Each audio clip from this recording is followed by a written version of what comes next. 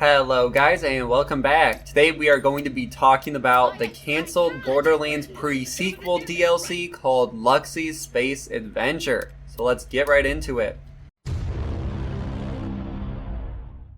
Alright, so first thing, I know this is an old video, but I honestly just learned that this was a cancelled DLC a few days ago. So I thought I'd make my own video because if I don't know about it, I assume a lot of you guys don't know about it as well. Also, all this news and information comes from a former artist at 2K Australia, Luke Vilhoen, and link to his art station will be in the description down below if you want to check it out for yourself. But I will be showing all the art in this video if you just want to follow along. Okay, so getting right into it, the description of the DLC reads as follows. Seekers of the Vault plan to go to rest in the intergalactic cruise on the spacecraft Luxy. However, the other passengers of the ship began to mutate into zombies covered with vegetation. Alright, so that's a little crazy.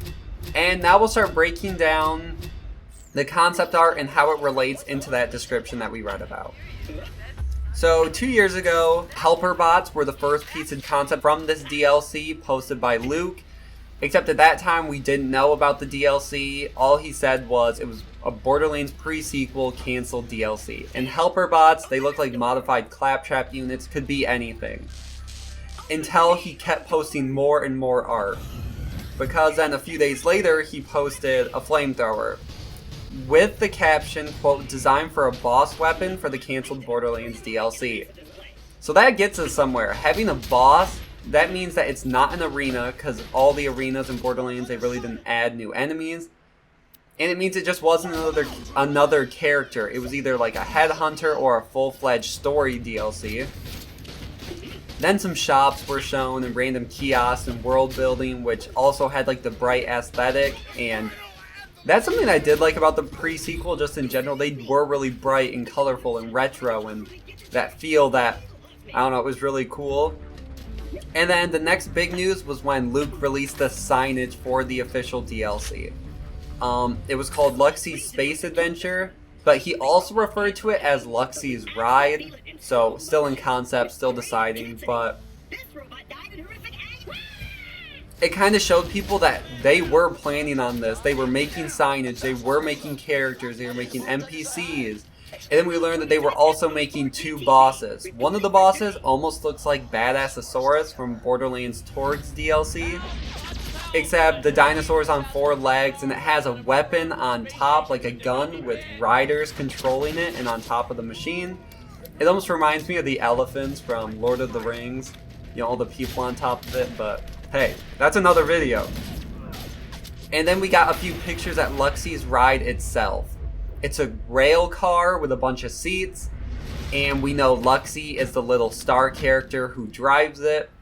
And in the PreSequel, I think it's cool that they added these new NPCs just because since Claptrap was a playable character, they couldn't use him to fill these roles. So they had to be creative and create Luxy, a brand new character that we didn't get to see, yet they always make these DLCs on characters we already know about. But it's fine, I'm not mad, but they better bring Luxy back, guys. I'm gonna make a Borderlands 3 video about that. And then we get to see the entrance of the lobby, which is awesome. It's colorful, it's bright, it has the huge Luxy statue in the middle. I really like the whole aesthetic they were going for. And then the best thing that we got to see, we'll get to right after we talk about a pirate ship that was shown. It said, quote, a design for a sort of boarding ship that penetrates the outer hull of a larger vessel and then detaches a smaller pod inside the vessel.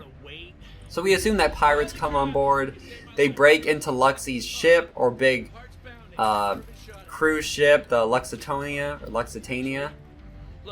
And then they start spreading a disease that the Vault Hunters then have to deal with, and then they're taken around the cruise ship by Luxy or a robot Luxy or animatronic, or I really don't know because no one knows. But last thing we did learn about was a boss called Flamey. It started out as just a fire monster, almost looking like the not Jackalstein, but then was later changed to a woman figure and a lot more humanoid than the monster form, almost looking like Brianna Tarth. For anybody that watches Game of Thrones out there, there's that visual picture. And unfortunately, that's all we know. That's all the art, that's all the information that was released on this DLC. But it did get me thinking. I do like the change in aesthetic that the Borderlands series has been going to, shifting away from the browns to more like bright colors and that 80s retro vibe, almost.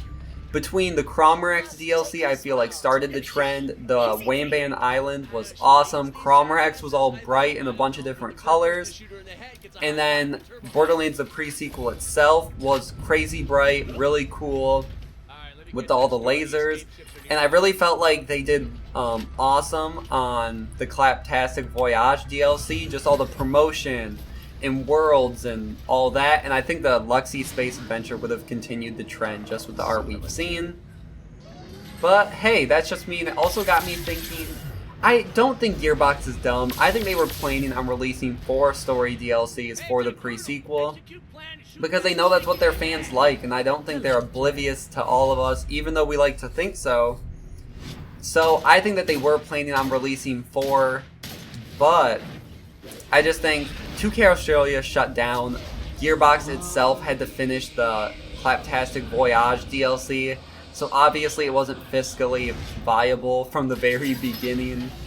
So that's why I think we kind of got supplemented with 2 characters in the Hollow Dome and all those changes. But let me know what you guys think in the comments below. Do you think that Gearbox was originally planning 4 story DLCs for the pre-sequel? Because the only reason we know of this one is because of one concept artist releasing it. So there could be more out there. And would you have played this? Do you think it looks good? Do you think it looks interesting? Do you think Luxy was a NPC, or do you think it was just like an animatronic for a theme park? Let me know down in the comments below. Like, comment, subscribe for all things Borderlands, and see you guys in the next one.